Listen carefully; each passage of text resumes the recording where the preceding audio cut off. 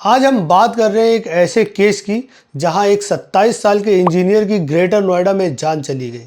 लोग ये कह रहे हैं कि ये एक एक्सीडेंट था, लेकिन सवाल ये है कि क्या ये सिर्फ एक एक्सीडेंट था या फिर एक अवॉइडेबल सिस्टम फेलियर। ये स्टोरी एक मौत की नहीं है, ये स्टोरी हमारे इंफ्रास्ट्रक्चर और अथॉरिटी की जिम्मेदारी की है।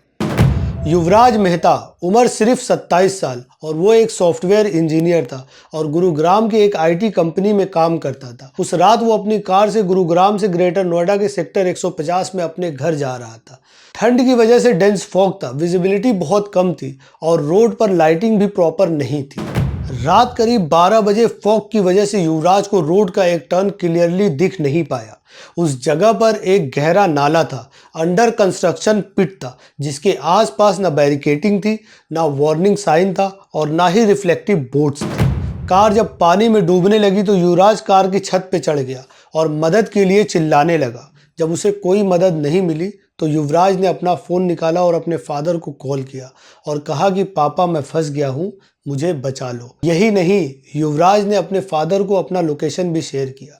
ये खबर मिलते ही उसके फादर ने पुलिस को कॉल किया और ख़ुद भी वो स्पॉट पे पहुँचे। जब वो स्पॉट पे पहुँचे तो डेंस फॉग की वजह से उन्हें कुछ भी दिखाई नहीं दे रहा था। इस बीच पुलिस और फायर ब्रिगेड भी वहाँ पहुँच गई। लोकल लोगों के मुताबिक युवराज 90 मिनट तक जिंदा था।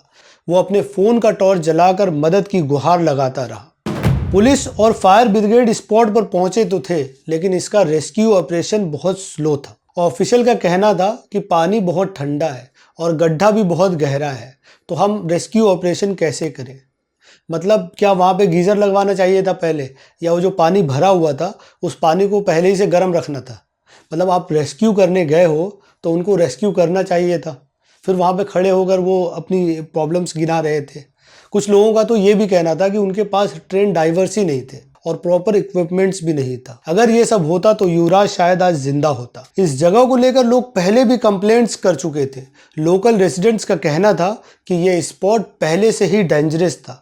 लोकल रेसिडेंट्स राज मेहता, जो रिटायर्ड एसबीआई डायरेक्टर हैं, उन्होंने क्लियरली कहा कि फॉग ज़रूर था, लेकिन अगर बाउंड्री वॉल होता तो ये एक्सीडेंट नहीं होता और कार नाले में नहीं गिरती। ये प्रॉब्लम सिर्फ फॉग की नहीं थी, ये प्रॉब्लम सिस्टम के नेग्लिजेंस की थी। इंसिडेंट्स के बाद वही हुआ जो इंडिया का एक ट्रेडिशन बन गया।